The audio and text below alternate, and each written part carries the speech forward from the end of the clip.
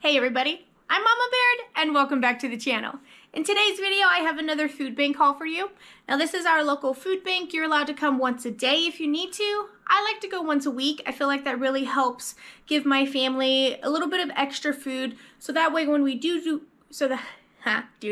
Now I like to go to the food bank before I go to the grocery store because you never know what you're going to get there. You never know what they might have an abundance of.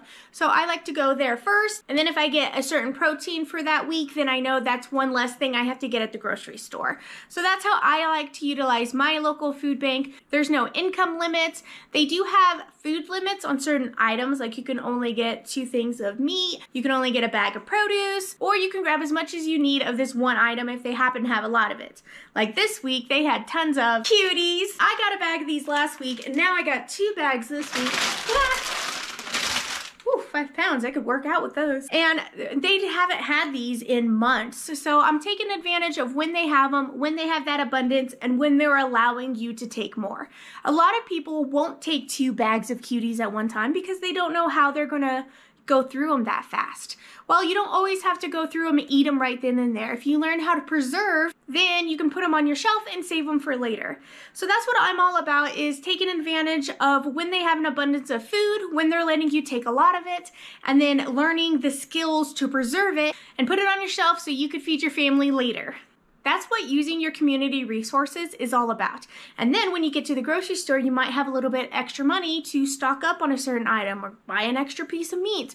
Or maybe now you can afford the cake for your husband that you were wanting to get. So use your resources if you have them locally. I have resources listed below if you need them to help you find food and to help you find a local food bank. Mine is a food bank that you are allowed to go shopping for, which is really nice because you can pick and choose what your family would use and you can leave whatever your family wouldn't utilize. So that's what I did at mine. So let's get in here and I'll show you what I got.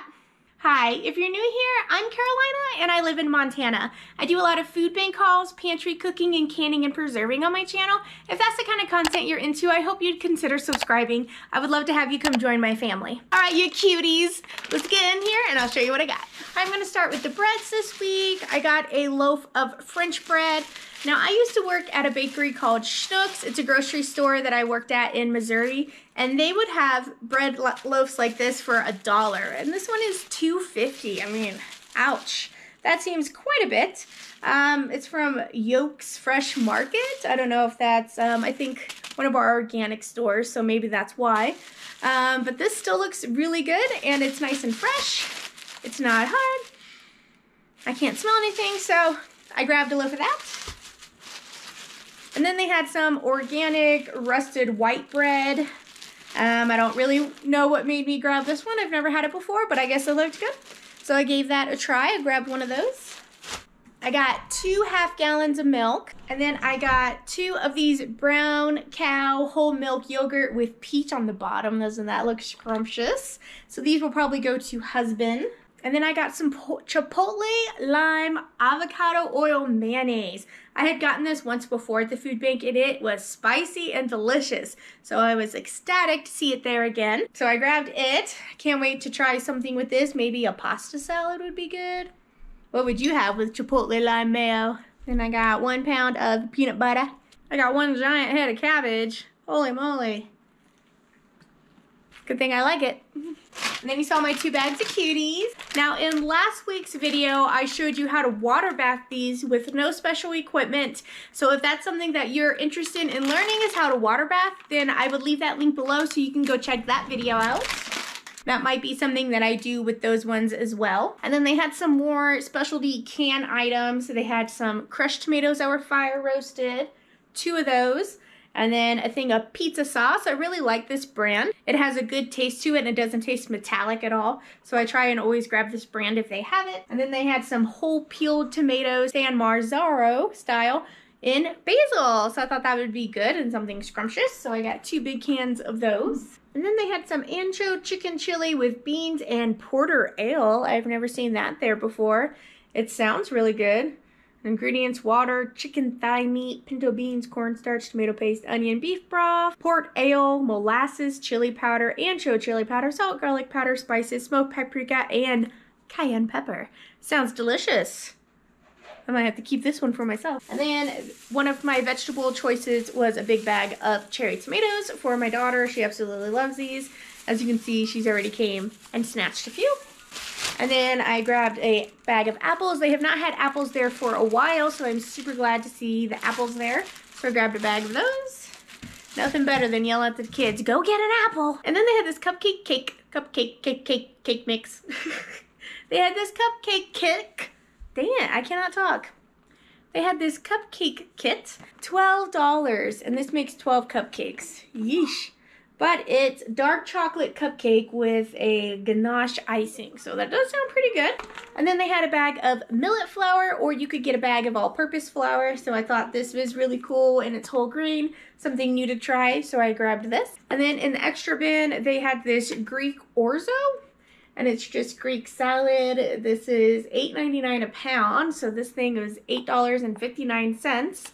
And it looks like it just has orzo pasta, olives, feta tomatoes. It smells pretty good. I'm just gonna try it because it looks good. Let's see. That's probably basil or spinach, one or the other. Here's a sun-dried tomato, olive. Looks pretty good.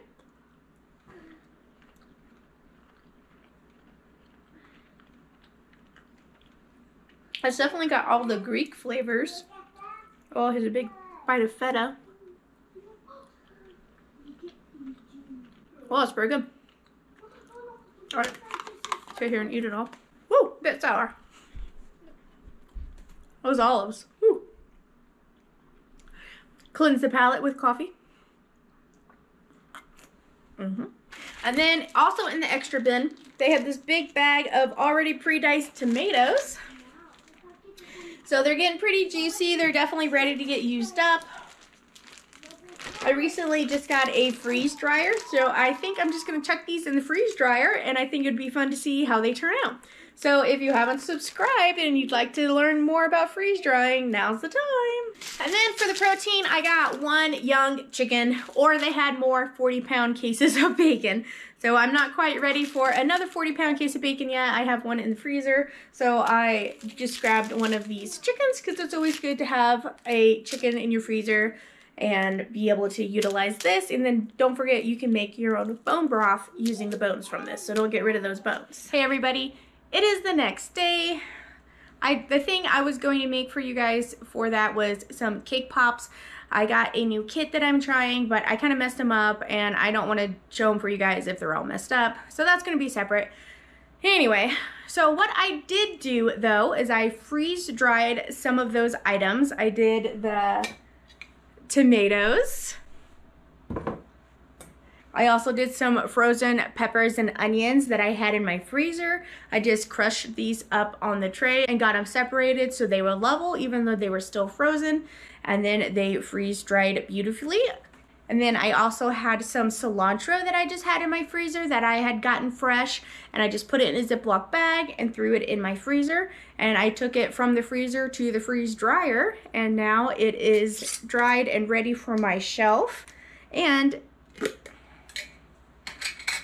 it still smells like cilantro. Oh, smell. Like how I went to go give you a sniff. But look at that. So it's clumpy just because that's where it was frozen together in the freezer. And now it's like crunchy like fish food, right? So pretty cool. And now I am going to be looking for my vacuum seal attachment to be able to vacuum seal this and keep the air out of it as much as possible, because the air is where the moisture comes in. And once the moisture gets added back into this, it's going to start going bad, because moisture is what makes food go bad. So that's why you want to make sure that this is nice and sealed and even have an oxygen absorber. I do need a heat sealer. I don't know if I can just use my regular vacuum sealer to heat that. Anybody who is a freeze dryer out there can use a regular vacuum sealer for your Marlar bags. Husband says you can. I don't think you can, but I thought I'd ask the bros. And then the fun thing is that I freeze dried that orzo salad. Guys, it was so good. Look at that. So it's just like a powder now. Look at the feta. It's just like crunchy now. And that's feta cheese. This turned out really good. With an olive in there.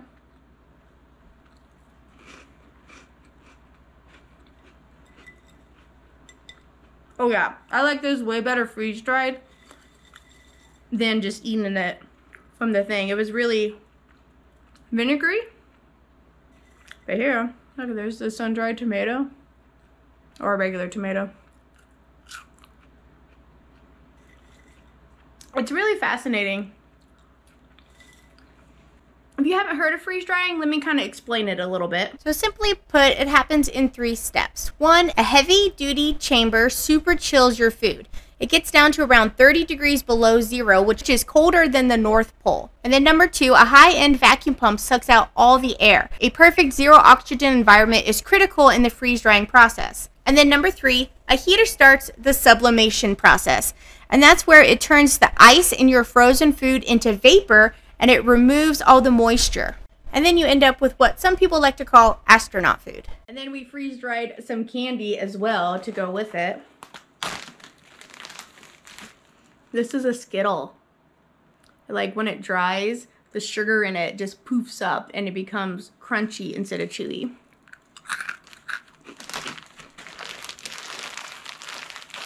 So dangerous. These were the Skittles we got sent from a subscriber too. She sent my kids a 3-pound bag of Skittles. Thank you for that. And I definitely put some aside because I knew I was getting a freeze dryer and I wanted to try them, and woo, they're dangerous. This saltwater taffy is also dangerous, guys. So here's a regular taffy. This is Huckleberry. Got some at the store for Mom to try because Huckleberry is Montana's fruit. Montana's fruit is huckleberry. So taffy, you know, is stretchy, chewy, stuck in your teeth kind of stuff, right? Oh, hold on, need my cleanser. Well, look at it once it's freeze dried. It gets super poofy. I like it a lot better because I don't really like stuff getting stuck in my teeth. I'm having to, like, I love Butterfingers, but man, those are hard to eat. But now this is poofy, so this is the same size. It goes from a square to a poofy circle. And it's crunchy.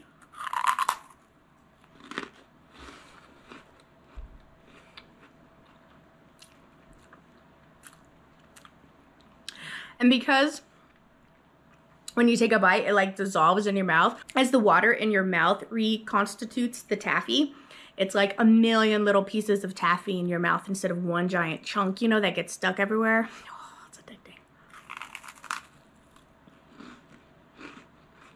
You know, I'm thinking about setting up an Etsy shop and selling some of this stuff that we're making here, especially if it's just commercial candy that you just freeze dry. Is that something you guys would be interested in? It will take some extra time, but I think it'd be worth it. And then you guys can try some of our homemade freeze-dried candy yourselves. Or anything else that we choose to freeze dry. Oh, that's so dangerous. Okay, enough watching me eat candy. So I just wanted to show you a couple of the things that I freeze dried, and while I did that, I'm still new to the whole freeze drying process, so I'm looking forward to experimenting and seeing how far this could go. Like, I'm excited to try more pasta salads now. I can make homemade pasta salads and then freeze dry them. These olives did great, so now I know I can freeze dry olives. The feta cheese was great. Score. All right, so what I have planned for you to cook is, I'm hungry. Nana's in the playroom with the kids right now, and I'm just gonna make myself a grilled cheese turkey sandwich, but I'm going to use the bread and that Chipotle mayo that I got, and we're just gonna make a simple grilled cheese. So let's get over there and I'll show you how I make grilled cheese for myself when I'm hungry. Or am I hangry? All right, I got the rustic white bread. This has protein added to it. I'm gonna take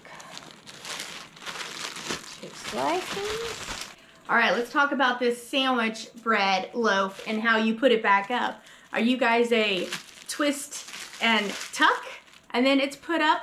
Or are you put the twist tie back on it and then it's put away? What do you do in your house? And then I'll tell you what I do in mine. All right, so I have some bacon grease here. I'm just gonna use that to kind of season up my cast iron. I had it soaking before a bit, and sometimes when you have it soaking in water, it can take away the sheen of it. So I'm just spreading some bacon grease on there and getting it nice and hot. And then I'm also gonna put the bacon grease as my oil or butter for the back of the bread to get a nice sear on it. And then I always do both sides. I feel like a grilled cheese needs to be super crunchy, so I make sure I toast up both sides of my bread.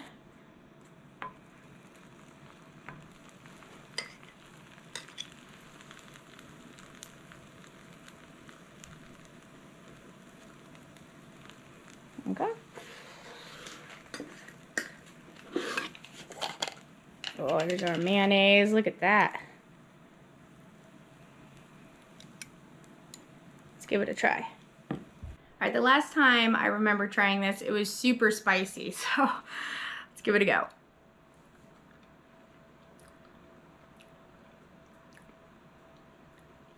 Yep, that's still super spicy. Woo, I can really taste the lime too. It's like zingy. And then the chipotle just coats your tongue. It's good. It's good. And then you see there's like clumps, I think, of actual garlic in there. Looks pretty good. So here I have just some deli turkey and Colby Jack cheese. My mother-in-law likes to buy a lot of sandwich stuff for us, which I am not complaining whatsoever. So it's nice to be able to have sandwich fixings available right off the bat. All right, I have my heat on high. I'm going to turn that down. These are looking crispy though. Look at that. All right, and then I'm going to put my turkey on the side here. Get it hot.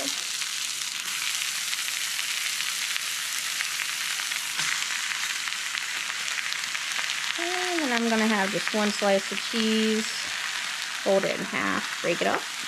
Break it up. Get out of here. And then I'm going to start putting mayonnaise on one side.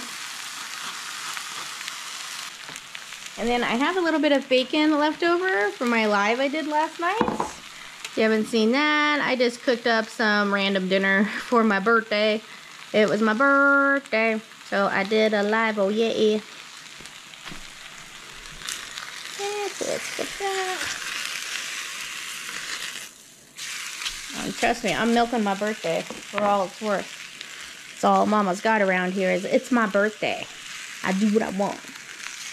Alright, that's nice and toasty. That's nice and toasty. So I'm going to turn this off. Just get the bread out.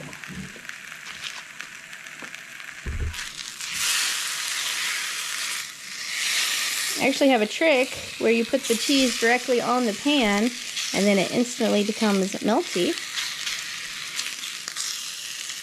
If it's not melting fast enough. Look at that.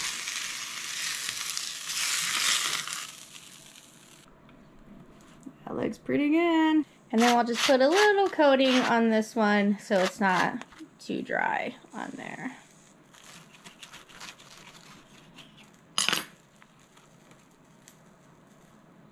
Oh, that looks pretty tasty. Oh yeah. You know what else would be good on here? Would be a fried egg. That'd be good.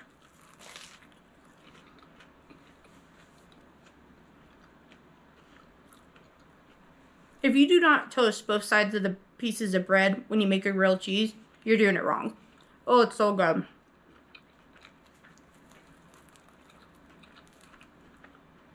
I'm glad I added that bacon on there. A big slice of tomato would be good on here too. Ooh, now I'm getting the spice.